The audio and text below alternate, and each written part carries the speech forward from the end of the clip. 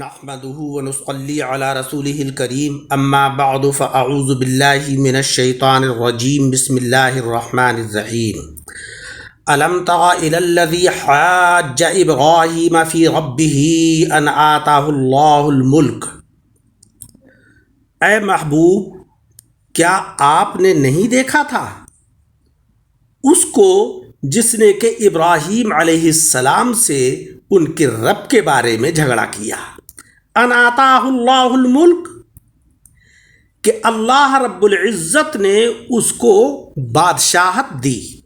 اذ قال ابراہیم ربی الذی یحیی و یمیت قال انا احیی و امیت، جس وقت کہ ابراہیم علیہ السلام نے فرمایا کہ میرا رب وہ ہے کہ جو زندہ کرتا ہے اور موت دیتا ہے۔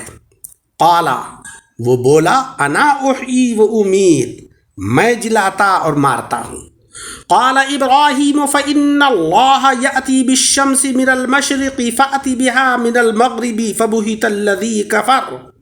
حضرت ابراہیم علیہ السلام نے فرمایا کہ بے شک اللہ سورج کو پورب سے لاتا ہے، تو اس کو پچھم سے لا۔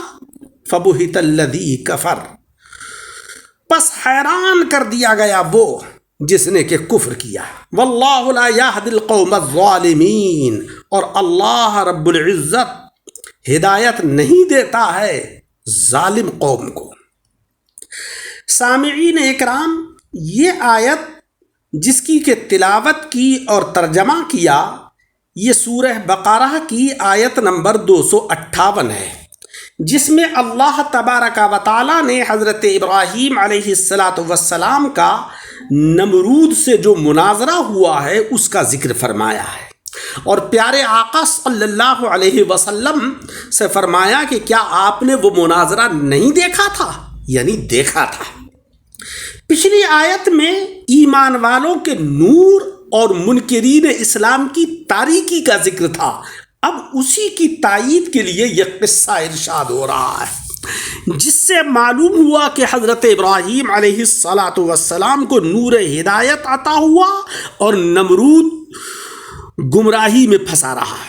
پچھلی آیت سے معلوم ہوا کہ اللہ رب العزت مسلمانوں کا ولی ہے اور کفار کے ولی شیاطین ہیں۔ اب اس کے ثبوت میں حضرت ابراہیم علیہ السلام کا واقعہ بیان ہو رہا ہے کہ اللہ رب العزت نے ایسے جابر بادشاہ کے سامنے آپ کی مدد فرمائی اور نمرود ان کے مقابلے میں بے دلیل رہ گیا۔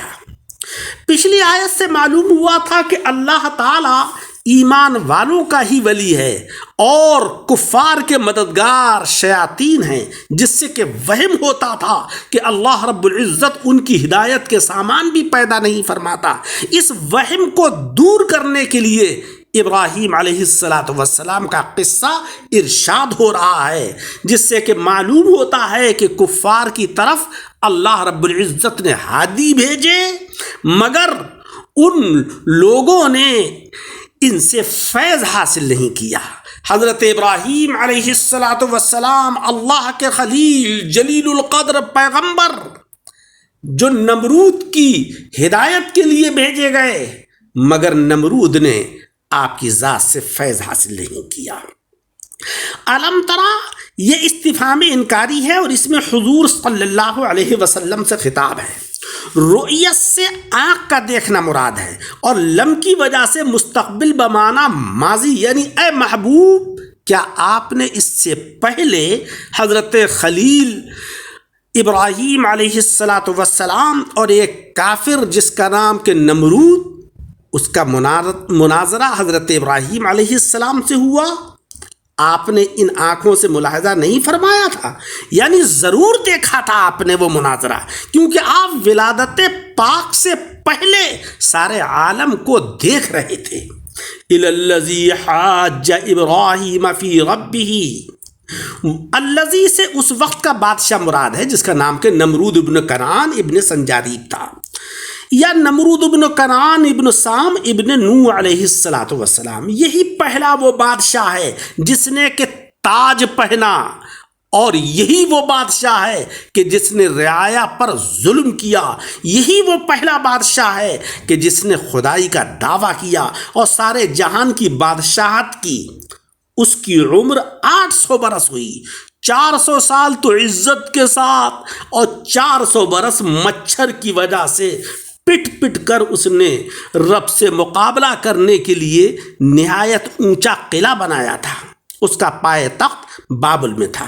حضرت امام جعفر صادق رضی اللہ تعالیٰ عنہ فرماتے ہیں کہ یہ مناظرہ ابراہیم علیہ السلام کے آگ میں ڈالے جانے کے بعد ہوا تھا۔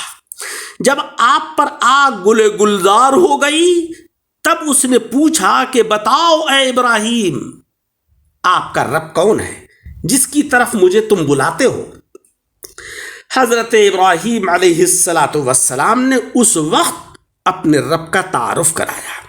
سارے جہان کے مالک صرف 4 بادشاہ گزرے ہیں، 2 ایمان والے، ایک حضرت سلیمان علیہ السلام اور دوسرے سکندر ذوالقرنین، اور 2 کافر، ایک نمرود اور دوسرا بخت نصر۔ بخت نصر کا لقب شداد بن عاد ہے، جس نے کہ عدن کے جنگلوں میں جنت بنائی۔ اذ قال ابراہیم، جس وقت کے حضرت ابراہیم علیہ السلام نے فرمایا، اذ یا تو حاجہ کا ظرف ہے یا آتا اللہ کا بدل ہے۔ پہلے اس نے پوچھا تھا کہ اے ابراہیم تمہارا رب کون ہے؟ تو آپ نے جواب دیا، ربی الذی یحیی و یمیت۔ یا تو یحیی سے زندہ کرنا مراد ہے یا زندہ رکھنا مراد ہے، اور یمیت سے مراد موت دینا، چونکہ اللہ تبارک و تعالی نظر تو نہیں آ رہا تھا، اس لیے مولا رب العزت کے صفات اور افعال سے مولا کی ذات کا پتہ نمرود کے سامنے آپ نے دیا۔ یعنی میرا رب وہ ہے کہ جو رحم کے اندر بے جان نطفے کو زندگی بخشتا ہے، حالانکہ رحم میں نہ ہوا پہنچتی ہے نہ غذا ہے، ایسی بند جگہ میں زندگی بخشنا یہ قدرت باری تبارک و تعالی ہی ہے۔ انڈے میں نہ کھڑکی ہے نہ روشن دان ہے، وہاں چوزے کو زندگی بخشتا ہے۔ اسی طریقے سے مخلوق کو زندہ رکھنا بھی اسی کی قدرت کاملہ ہے، ورنہ داخلی اور خارجی دشمن اتنے زیادہ ہیں کہ ان میں گھرا ہوا انسان زندہ نہیں رہنا چاہیے۔ لہذا یحیی کے 2 معنی ہے، زندہ کرنا اور زندہ رکھنا، اور جاندار کو بے جان کرتا ہے۔ یا رب میرا وہ ہے کہ جو عالم کو زندہ رکھتا ہے اور موت دیتا ہے، یعنی اے نمرود خود تو اور تیری زندگی میرے رب کی دلیل ہے۔ یا مطلب یہ ہے کہ رب تبارک و تعالی جسم کو جان سے زندہ کرتا ہے، اور جان کو ایمان سے، دل کو عرفان سے، دماغ کو بادِ عشق جان سے، زمین کو سبزے سے، کنووں، تالابوں، دریاؤں کو آب رواں سے، اور قوموں کو اتفاق و اتحاد سے زندگی بخشتا ہے، اور ملک کو عادل بادشاہ سے زندگی بخشتا ہے۔ ان اوصاف کی ضدوں کے ذریعے انہیں فوت کر دیتا ہے، ان کی موت واقع ہوتی ہے۔ زندگیاں بہت سی قسم کی ہیں اور ان کے مقابل موت بھی بہت سی قسم کی ہے۔ حضرت ابراہیم علیہ السلام کا یہ کلام بہت ہی جامع ہے۔ آپ کا مقصد یہ تھا کہ تو ان میں غور کر۔ اس نے یہ نفیس دلیل سن کر کہا، قالا انا احیی و امید، یہ تو میں بھی کر سکتا ہوں۔ چنانچہ فوراً 2 شخصوں کو بلا کر ایک کو قتل کر دیا اور دوسرے کو چھوڑ دیا، اور بولا دیکھا کہ مقتول کو میں نے موت دی اور دوسرے کو میں نے زندہ رکھا، لہذا میں ہی رب ہوں۔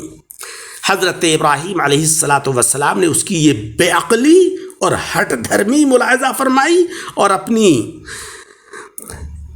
دوسری دلیل سے، دوسرے طریقے سے اس کو لاجواب فرمایا کہ فَإِنَّ اللَّهَ يَأْتِي بِالشَّمْسِ مِنَ الْمَشْرِقِ فَأْتِ بِهَا مِنَ الْمَغْرِبِ، بے شک اللہ تبارک و تعالی سورج کو پورب سے نکالتا ہے، تو سورج کو پچھم سے نکال کر دکھا۔ فَأْتِ بِهَا مِنَ الْمَغْرِبِ، تو اس کو لا پچھم سے۔ فَبُهِتَ الَّذِي كَفَرَ، حیران کر دیا گیا وہ جس نے کفر کیا۔ نمرود جو تھا وہ حیران ہو گیا واللہ لا یہدی القوم الظالمین، اور اللہ تبارک و تعالی ان لوگوں کو یا اس قوم کو کہ جو ظالم ہوتے ہیں ان کو ہدایت نہیں دیتا ہے۔ ظلم کی تعریف ہے کہ وضع الشیء علی غیر محلہ، کسی چیز کو اس کے حقیقی منصب سے ہٹا کر اس کے اس مقام پر رکھ دینا کہ جو مقام اس کا نہیں تھا، اس کو کہتے ہیں ظلم۔ اے نمرود، تو اللہ رب العزت کی مخلوق ہے، اللہ کا بندہ ہے، تو نے اپنے کو خدا سمجھ لیا، تو بہت بڑا ظالم ہے، لہذا تو اچھے طریقے سے سمجھ لے کہ اللہ تبارک و تعالی ظالم کو ہدایت نہیں دیتا ہے۔ حضرت ابراہیم علیہ السلام کی ایسی پاکیزہ اور نفیس دلیل سے وہ ہدایت نہیں پا سکا، جس طریقے سے کہ اندھی آنکھ سورج سے روشنی نہیں پاتی ہے، اسی طریقے سے ظالم دل نبی سے کوئی ہدایت حاصل نہیں کر پاتا ہے۔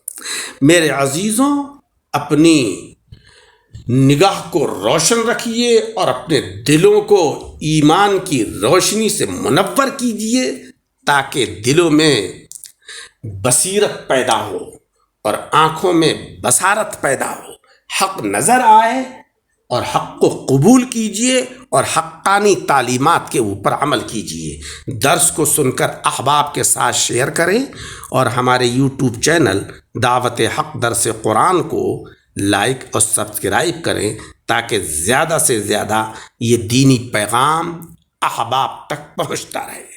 اللہ تعالیٰ